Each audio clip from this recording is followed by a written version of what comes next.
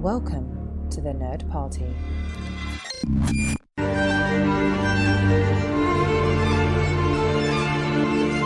Hello and welcome to the A24 project here on the Nerd Party, the only podcast that takes you through the back catalogue of A24, reviews the latest releases, and brings you interviews with the people in front of and behind the camera. On today's show, get ready for your eyes, or should that be ears, to pop out your goddamn skull as we review Ty West genre-bending exploitation flick X. I'm your co-host Dallas King, and with me as always is the RJ to my Wayne. It's Lee Hutchison. How are you? Yeah, I'm pretty good. I'm looking forward to discussing a horror movie. It's been a little while since we've had one of those sort of A24 horrors, so is it going to be elevated? That's the big question. I think it's not even a question. I don't think it's up for debate. This one's down dirty in the muck, So before we dive into the main review, long-time listeners will know that we always like to take a look at what's happening around the world of A24 with our A24 Hour News doing the rounds. But given the nature of this week's only real topic of hot gossip, we're going to mix things up and bring that to you after, because... well, you'll see. So, diving straight on into the film, in 1979, a group of young filmmakers set out to make an adult film in rural Texas, but when their reclusive elderly hosts catch them in the act, the cast find themselves fighting for their lives. Written and directed by Ty West during the pandemic, it stars Mia Goth, Jenny Ortega, Brittany Snow, Kid Cudi, and Martin Henderson. So, Lee, let's start off with first impressions. I mean, this one was announced a couple of months ago, I think, really. It sort of came out of nowhere almost into the schedules, said that it was going to debut at South by Southwest. The initial reactions coming out of those screenings was positive. I mean, were you looking forward to this one? What were your thoughts going in, and what was your initial thoughts coming out?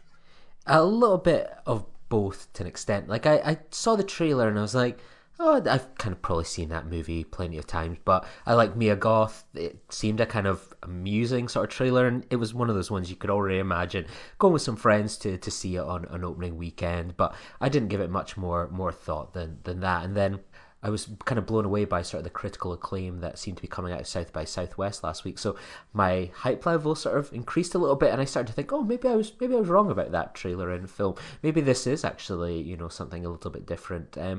And yeah, I went into the film with that sort of kind of expectation. And, unfortunately, I know we love to talk about the cinema experience here, but I had the worst cinema experience for watching this movie. And it might have impacted my experience in the film, but it was odd. Like, the trailers, everything all sounded great. Like, the audio was coming in from both sides of the room.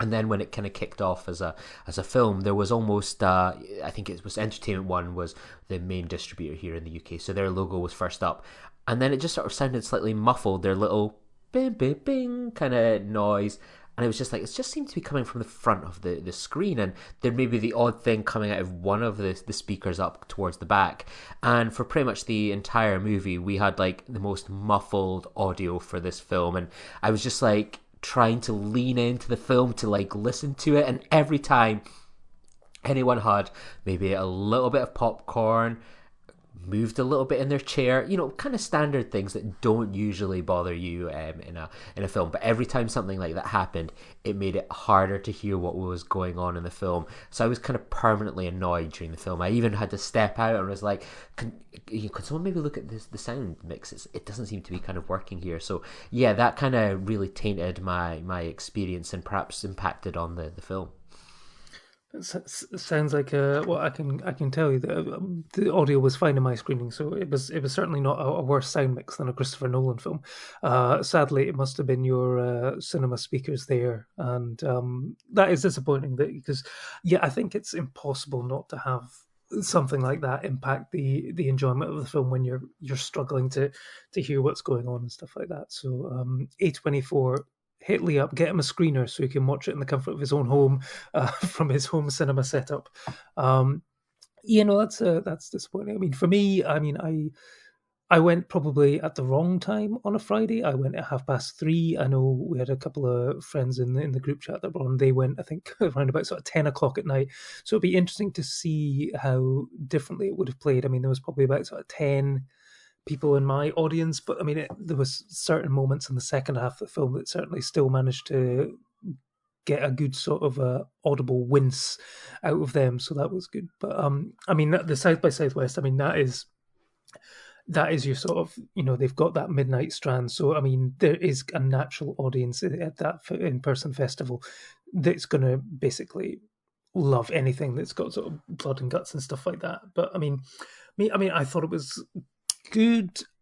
There's a lot of questionable decisions, I think, in this film, which is, why we're here to discuss it. So, if you have not seen X, I mean, I don't think it's even really going to be spoilers what we're going to talk about until the very end, because the film is very upfront in the fact that it is basically a sexploitation film that turns into a horror film.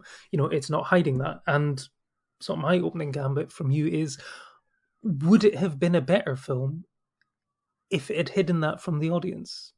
I mean, the obvious one for me is thinking, From Dusk Till Dawn.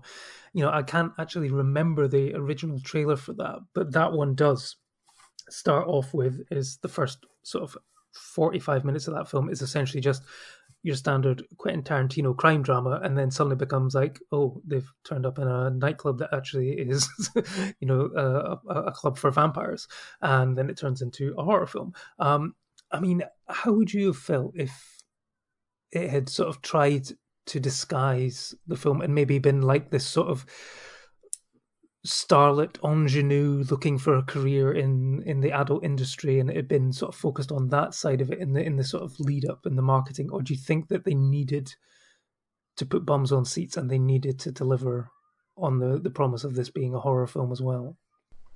I think, yeah, they probably had to in terms of the marketing. I think that's been their big incentives. Like, we always think about like the internet, what created that and got people up to it. It was sex and Star Trek, forums. And with something like this, like if you're looking to get your return back and get audiences into the cinema, maybe you sort of tease it as almost, as we've discussed before, you kind of, hide, a film perhaps like It Comes at Night, slightly misleading kind of film. And sometimes that works for people or it doesn't. With something like this, I think you almost need to know, right, we need to support cinemas. I mean, as much as I might be critical of the film, films like this are an important part of the box office. I mean, I couldn't believe it, the rollout it got. I expected it to have maybe one or two small screenings, but it was rolled out at so many kind of the multiplex cinemas, and I think that was off the back of almost the two things that it was promoting. It's a horror, it's a slasher, it's people making a porno. It doesn't really have, in the grand scheme of thing, like a named cast. Like, No. barely anyone knows who Mia Goth is or any of this other kind of cast members. Anyone outside of a very small part of film Twitter that love films like Suspiria. Exactly. You watch that and you go, who's going to go see that? If you pitch it like, you want to go see the new Mia Goth movie, but then you turn around going, do you want to see that film about the people that make the porno, and then they sort of like all get killed off? That's how you ultimately get people into the cinema. And we've seen in the past with Lamb, you can sort of have a film, and then once you kind of promote it and advertise it, if you make it a bit weird enough, interesting enough, you get people to come along, will support a film that they might not necessarily have gone to see, and you can support independent cinemas. And in this case, multiplex cinemas were showing X. It wasn't just like we were kind of having to go out of our way to find it at an indie cinema. So they've done a really good job here, and the fact that it's aired in America and the UK at the same time. Very, very rare for an A24 film, of course. I think it was 300 odd screens it got this weekend, which is just, horror films obviously always do very well, always very front loaded at the box office. But yeah, like you say, the director, not a huge name over here. I mean, out of the cast, I mean, push, you could have maybe marketed this as for fans of Pitch Perfect, come and see Brittany Snow. But I mean, 300 odd screens, released this weekend in the UK. That is huge for this kind of release. Obviously, horror does very, very well at the box office, but this with a director who's probably not the best well known in the UK, a cast where your most prominent star arguably would be Brittany Snow from Pitch Perfect. I mean, if fans of Pitch Perfect are going to see this is going to be an interesting film for them, I think. So, I mean, it's great that they managed to mark it out, and we're going to find out later today what sort of return it did at the UK box office. It's going to be interesting to see if it did manage to hit that horror crowd. But I did wonder if, I mean, this is just sort of me as purely as a film fan, that perhaps I would have liked a little bit more mystery sort of going into it. Obviously, you've got this initial scene, but I mean, it's always very difficult now with there is more pressure to get bums on seats and get that return. It's also in the age of the internet, it is a lot more difficult to disguise something. I mean, I'm thinking along with Dust Till Dawn, you've also got like Terminator 2, where I'm pretty sure in the first trailer they did kind of try to disguise the fact that Arnold Schwarzenegger was going to be the good guy in this. But having something that revealed in the movie would have been such a great thing. And so basically this entire film, I wonder if would it have worked differently if it had not had that opening scene with the sheriffs at the farmhouse, where you see the position of bodies outside, you see an axe on the floor, you see blood trails, where you've got that certain people are going to end up in those positions, and you've also got this anticipation of, okay, who's the one that's going to die there, who's going to die there. I mean, it reminded me of like The Thing. It's not a remake; it's technically a prequel, where it's set in the Norwegian camp, and fans of the original Thing would know that there's certain elements of that film where they find certain bodies, and you're almost waiting to get to those moments. You're just expecting that, and I'm wondering, how do you think it would have played differently if they had not had the initial scene before it sort of flashbacks to the 24-hour earlier? Would you think it would have added to the tension and whatever, in the fact that you don't know exactly what's going to happen or how it's going to play out?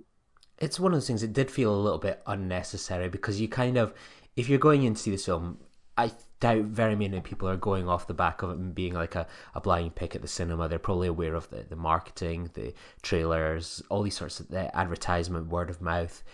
It felt kind of unnecessary because, like, it's going to get to that point anyway. It's kind of expected, and it just feels slightly unnecessary, and it takes away some of the tension of, like, as much as you're kind of thinking, oh, how will we get there? You already know that they're going to get there as soon as the film starts, and even when they arrive on this land, it's just the reason. It's the what is the what is the reason for it. So, like, it just added nothing, and I do find things that happen sometimes where you see sort of like a disaster site, and it's like, and here's 48 hours earlier. It's just, frustrating.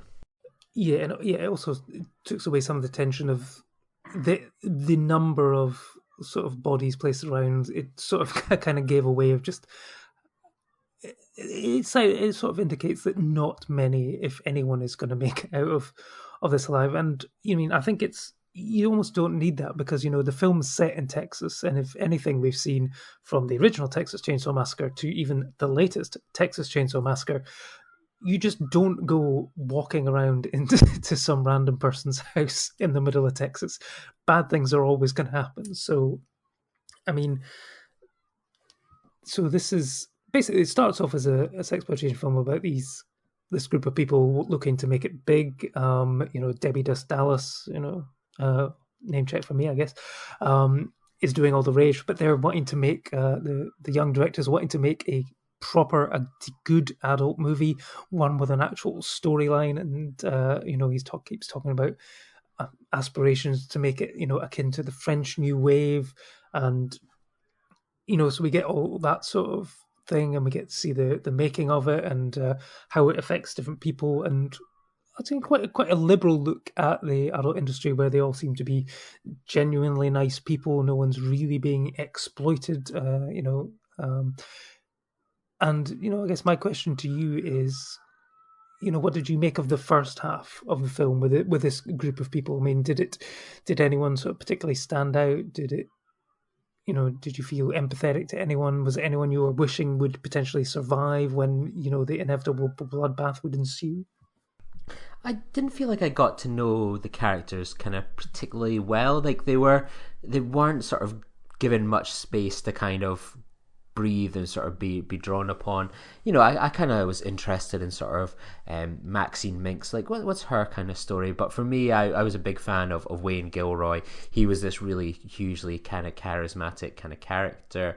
I really was interested in sort of Jackson Hole, but I kind of felt like the female characters just, they weren't given particularly much to do, or much in the way of kind of character. I mean, even the male characters were kind of a bit thin on the ground, but sort of like with Wayne as sort of like this kind of almost the leading man, sort of the face to these things, and sort of then Jackson Hole as this sort of charismatic kind of porn star. Like, these are interesting kind of tropes and characters, whereas the rest just felt like, for a film that's as long as it is and not too much happens in the grand scheme of it in terms of plot or, you know, set pieces, for example, I do think that's kind of poor that we were left with as little as we were for kind of character growth. Yeah, I think because you're probably looking at a good sort of 45 minutes or so with the group before everything sort of kicks off. So I think we probably could have potentially learned a lot more about them, and potentially it would have increased the audience's connection with a lot of the characters, because certain character switches, I'm thinking of sort of Jenny Ortega's one, going from, you know, quite was it Wayne calls her church mouse sound recordist to I'm going to do a scene in the film. That one sort of came out of pretty much nowhere, pardon the pun. So yeah, I mean, there was quite a lot going on. I mean, what did you make of that particular decision? Because that sort of, it comes in a scene which is quite pivotal, which again I think would have worked better if the audience weren't already completely aware of what was coming. Yeah, it's things like that. There was just, it felt like there was they did it, and then sort of like nothing kind of really ever came of it in a way. Like it would have almost been an interesting point for some drama and tension, but it kind of is just this small little hiccup, and then it kind of happens anyway. And you know, it was one of those things, I just didn't feel as invested in these kind of characters enough that when moments like that happened, that it felt like a shock or a betrayal, or, you know, a moment of tension, or, you know, that it was going to kind of lead to anywhere. Obviously, I think it was sort of a pivotal point in terms of just what happens kind of next, but it just felt like a moment and a choice. And I think I saw a great tweet the other day where it was like with Jenna Ortega as this church mouse character. I think we saw her recently in Scream, and it was like, I think it was safe to say that you could tell whose contract had a no nudity clause in the film, and hers was very much this one as she made her porn debut.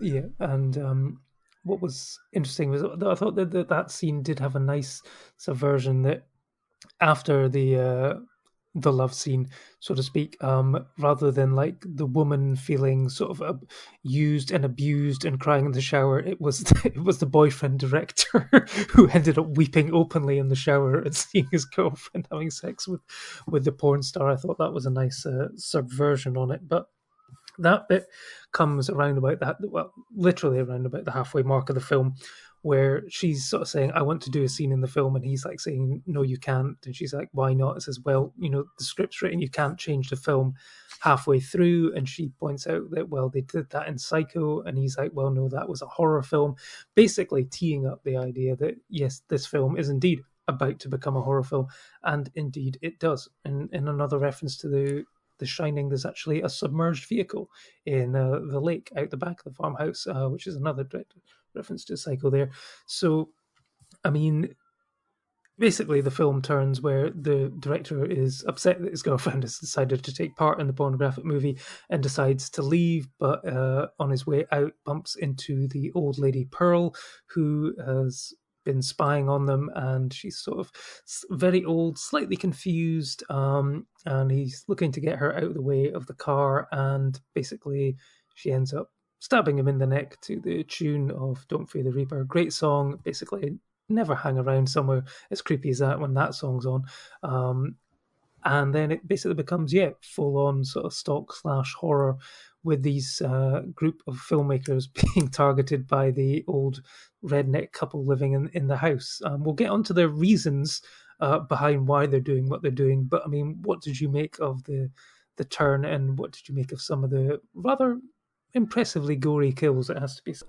this is where I have a big issue with the film, and why I'm completely baffled. So I might lean into you as our sort of horror expert here. So things I liked about the kills, like if I'm being positive, like I'll give a pro and a con and then my confusion. So the pros was like all the deaths weren't particularly dramatic or drawn out. They were kind of like quite sudden, slightly off camera. They weren't necessarily gruesome. Like someone gets like a fork through their eyes, and it's so easy to kind of have that person just like falling around, like, you know, blood coming through the hands. No, they just and down. Someone gets like shot in the chest, you know, someone, you know, some of them have just completely blanked from my mind, but, you know, by and large, nothing too shocking or dramatic.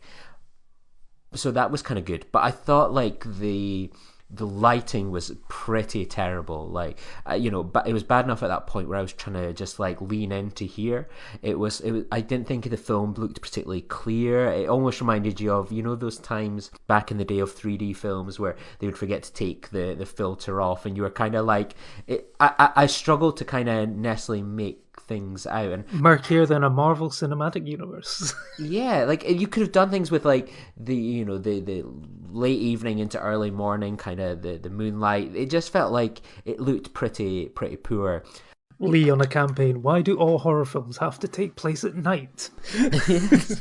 I'm fine with night, but you know, there's ways to bring in sort of some interesting kind of lighting and so on. But for me, the confusing part I have is, and I think you even mentioned it yourself at the top of the show, where it was like, you know, it sort of plays with expectations, it bends the genre a little bit. I was kind of watching it going, I don't watch a lot of horror movies, but I've seen this movie a lot, and apart from it being sort of low key with how they do the kills, it seemed incredibly conventional, and I don't necessarily buy that they did it, you know, out of sense of slightly trying to do something different. It felt like it was incredibly conventional, and I don't think, you know, I know that there's times about playing with the genre, and the stereotypes that things like Scream do incredibly well. This just ended up feeling very generic, and if it didn't perhaps have like A24 at the front, I would have just gone, yeah, it's another bog standard sort of low budget horror. Yeah, it'll do well, but I didn't get it. Yeah, no, I think the subversion for me, I think, came from the fact that, you know, there's at several points in the film there's this sort of television program on in the background of this sort of preacher speaking about immorality and stuff like that. And given that it's in the deep south, very conservative state, I guess, you know, you're expecting that this old couple are going to be very old, prudish, and disgusted by what is going on in the film. And this, I guess, is staying slightly into spoilers. So if you've not seen X, go and watch it and then come back. Okay, so essentially, it turns out that the old lady Pearl is essentially, I think, a sex addict, perhaps, and her old husband is unable to satisfy her anymore, and so rents out their barn, sort of old lodge, and people who you come along there are basically kidnapped to be used as sex devices for the ravenous old woman. And yeah, so she takes a particular shine to one of the people in the cast, and it's all about her trying to get close to that particular person. And yeah, I was not expecting the killers to basically be a cuckolded old man and his sex fiend of a wife. So I mean, that did come out of left field for me. And yeah, I mean, what did you make of that? The reasoning behind their abduction and murder, so to speak. Yeah, like I quite like that. Again, it was one of those things like that's an interesting kind of play, and I mean, you're not kidding. That old man certainly gets cucked, and yeah, it was an interesting their dynamic, and I think we'll obviously talk about it more. But that to me is the more interesting story than anything else in this film. Like that is something a bit new, a bit different. Yeah, it's certainly a couple of antagonists that I don't think I've ever seen before on the big screen, and I did find it funny that arguably the most graphic sex scene in the film is not the one which appears in The Farmer's Daughters, but indeed the one between the old man and the old woman. I was like, wow. I know, like, rooting for that guy's heart to hold on. And but again, some of those conversations, as they were, I think, when they're having that scene, God, this makes me sound like a pervert, but I wish there was a bit more kind of light in those scenes as they were sort of having their heart to heart, and then sort of the act itself. It felt like, could there not be some kind of just a bit of lighting just to make things that little bit more visually clear and so on? And it just became kind of just two people having kind of sex on a murky film for me, which maybe in a way is sort of a nod to maybe how some people have enjoyed pornography in the past. Indeed, and perhaps if there was slightly more lighting, and it may have perhaps shown up perhaps some flaws in the makeup design of one particular character. Because I mean, let's talk about this, because we're sort of into spoiler territory.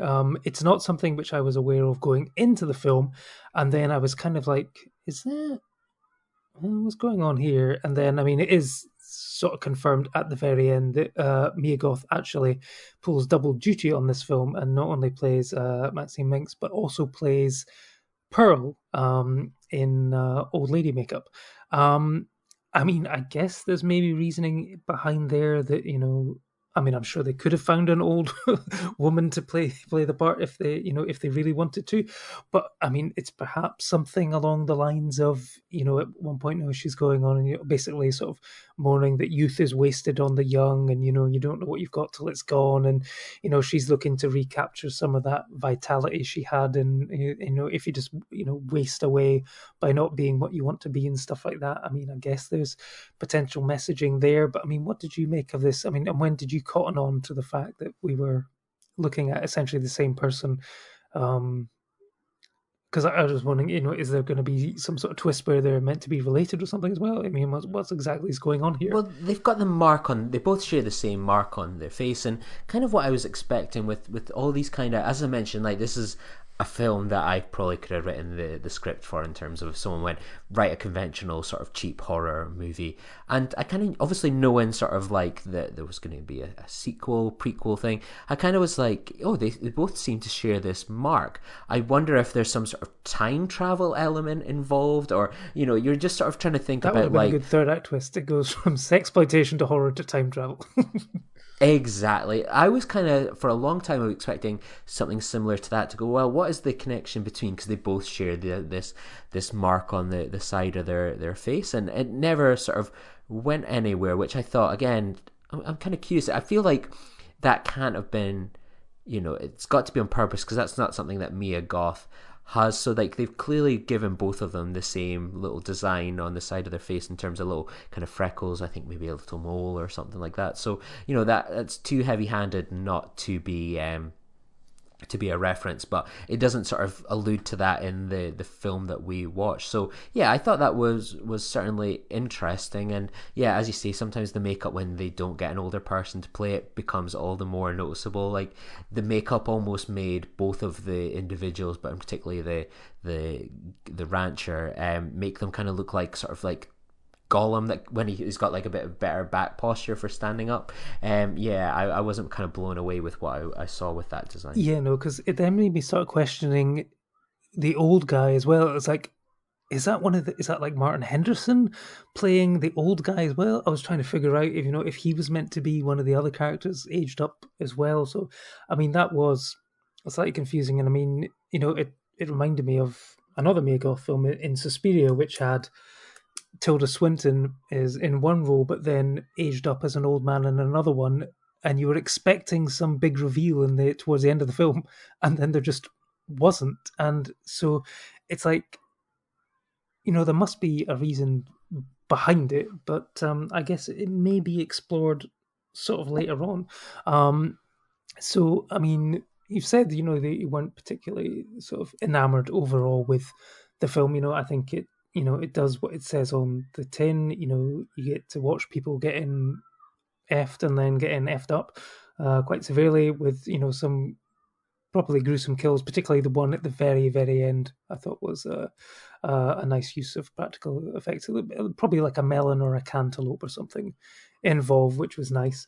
But I'm going to put it to you: the previous film, that we reviewed on this podcast, was a similar look at the adult industry. A24, I think, have missed out on a trick by giving up the rights to Pleasure to Neon, because this would have been one hell of a triple bill, looking at the adult film industry in America at different periods. But what would you have enjoyed X more if it had been set in modern times, and instead of Wayne and Maxine, the lead characters had been Mikey, Saber, and Strawberry? Oh, that's an interesting point. I have a wee thought. Obviously, most people probably haven't seen Pleasure yet, but obviously, there's quite the come scene in Pleasure, so we got that in this movie as well. So we lost one, gained one. So this joins obviously the list of sort of the Green Knight Lighthouse. with a bit of cum on the side and stuff. Yeah, the Lighthouse. So we continue our kind of journey through the A24 cum world. But yeah, that would have been interesting. I mean, any film is naturally going to be improved by Simon Rex being in it, but I think we got a charismatic enough kind of old hand at the porn world in this and so on. And if they were to make a prequel, I'd be interested in just watching him kicking around being a 70s porn producer. Yeah, so we overall, it's up to you to make your own decisions of it. I think if you like sexploitation movies, if you like horror movies, you'll probably get a kick out of this, but I wouldn't look for anything that much deeper. I mean, there is another sort of added wrinkle towards the end where Maxine is throughout the movie is basically doing a sort of almost sort of Dirk Diggler, Boogie Nights-esque sort of psyching herself up for this. I'm going to be a goddamn star. I'm going to live the life that I want and I deserve and stuff.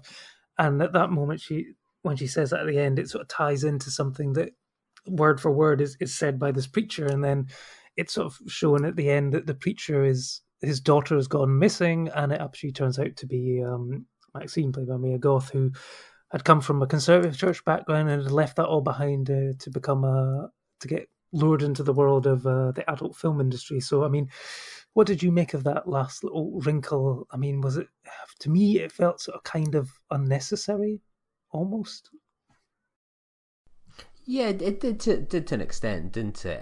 I thought it was slightly interesting because, you have this sort of like video kind of playing of sort of a conservative preacher through the film, and I thought, oh, that's kind of interesting, and then you get a bit of a payoff. So I thought it was kind of worth that. I think it's more setting up for the prequel that works doing than perhaps anything else. Like, it's just asking, are people interested enough at this point to get a sequel or a prequel to an idea like that? And that's the big question.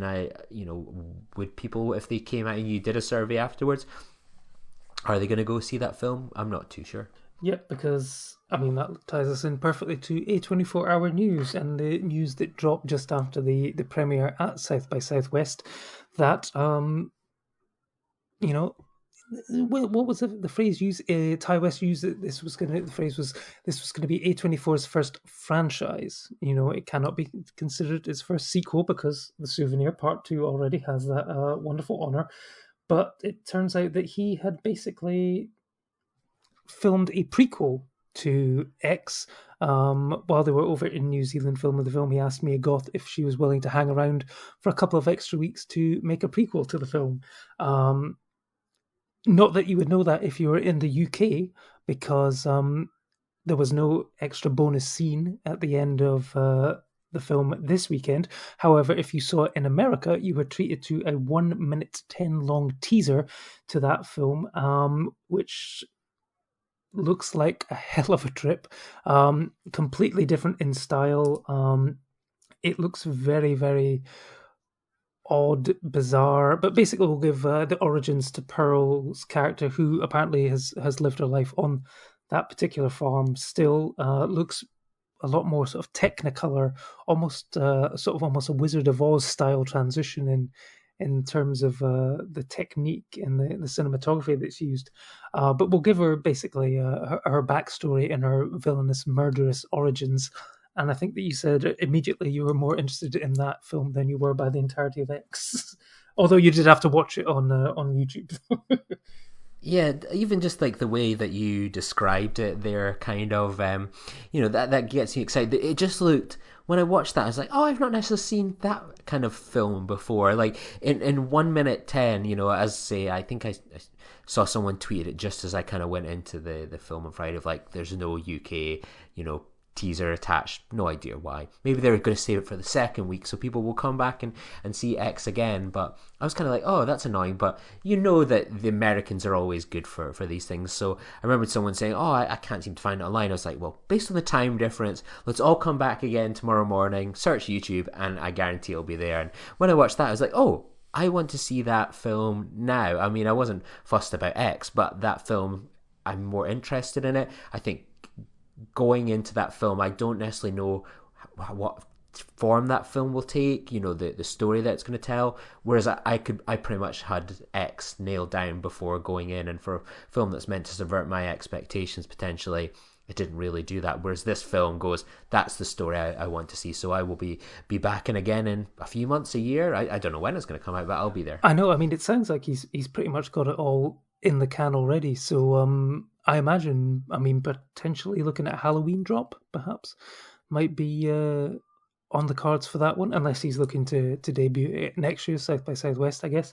But will it do well in the UK? I guess we'll have to see. Apparently, it opened to £227,502 from 481 sites at an average of £454, which isn't great, especially when you consider that it took in less than half of the movie money that the Nan movie took this weekend, which is a movie based on a Catherine Tate sketch from about 15 odd years ago. And apparently that film doesn't even have a director because they took their name off it, which kind of says how bad it is. So I guess we'll have to see how well it did in the States. But I mean, they've got it in the can already, so it will be released one way or the other. But I mean, I think Mia Goth is a very talented actress, and I think I'd be interested to see what she's going to do, potentially with, I guess, completely unshackled from any old person makeup in this one, and really give us Pearl in all her glory, whatever form that may take, of course. Yeah, yeah, I'm a bit disappointed to hear that. For all that, I think films like this are important. I mean, I was off to say, well, you know what, it's not a bad return when you consider that it was a scorchingly beautiful spring weekend. That I think even the idea of going to the cinema was a big ask for anyone. So yeah, it'll be interesting to see if this film has kind of word of mouth and what it kind of, how much of a drop it has kind of next week, because I don't think there's anything particularly big coming out this Friday, if I'm correct. So it might get a nice steady run for the next few weeks, which could be interesting. Yeah, there is nothing really coming out this week. Yeah, I think the next big release here is going to be Fantastic Beasts: The Secrets of Dumbledore on the 8th of April. So it's got time. It's going to be. I guess it just depends on how many cinemas decide to hold it on for another week. But let's see. So top. Okay, so in the US, X opened at number 4 with a 4.4 million. So basically, so yeah, no, that is a decent return because basically, I mean, this film would have had a very, very low budget. So, I mean, it probably has made back its budget with that alone. I mean, Batman held over, Uncharted held over. So basically, apart from a anime film, this was basically the top new release for that week. So yeah, it's definitely been received better in the States, and it's not hard to see why, given the sort of the origins of the movie and stuff like that. So yeah, it looks like Pearl will be fast tracked for cinema release based on that. And yeah, like you say, we've got, when he says franchise, I guess that probably means he has got more ideas in the noggin for that one. So I guess we'll have to see what happens there. What's next for us? I'm struggling to think now because I think we've actually caught up with all the new releases at the moment. There was a few other. Oh no, of course, it's going to be Everything Everywhere All at Once, which is going to do gangbusters in the States following its premiere at South by South Movie Festival. However, over here in the UK, where do we get to watch it? at home thanks to the fact that it's been bought by Sky Cinema. So it looks like I'll be needing a Now TV Sky Movies package for a month in order to catch that one. Because is it Showcase Cinemas have a deal with Sky Cinema? They sometimes get it on release, but yeah, I think that's going to be a tough one for us to catch on the big screen, isn't it? Yeah, it's pretty unfortunate. I mean, I was stunned to see that it's going to be on Sky Movies. I mean, if it's any consolation, it's been a year since it came out, but Promising Young Woman will be finally showing at the Prince Charles Cinema in the coming weekend. It was also a Sky Cinema release, so we just have to wait a year. Excellent. Yeah, we'll get there, but I cannot wait for that film. Oh wait, you're in London more often for work than I am, though, so I'm never in London for work. But you'll just have to schedule a work trip for whenever there's a screening on. Correct. But yeah, there'll be something to look forward to, and we'll chat about Euphoria season 2 soon, and we'll start dropping some of our recent interviews from Red Rocket and the Humans. So there'll be things to look forward to. But I know the one thing I'm most excited about on the horizon. And what's that? Is it getting Kim back on to talk bodies whenever that gets a release? Oh yeah, we'll have bodies too as well. So yeah, I just cannot wait for this new film from Michelle Yeoh and the Daniels. Like, I've not watched the trailer, and just this is word of mouth and buzz that I believe will just confirm my bias that this film will be fantastic. This is your Spider-Man into the multiverse, isn't it? Count me in. I'm looking forward to it. Excellent. So yeah, we'll catch you in the multiverse very, very soon.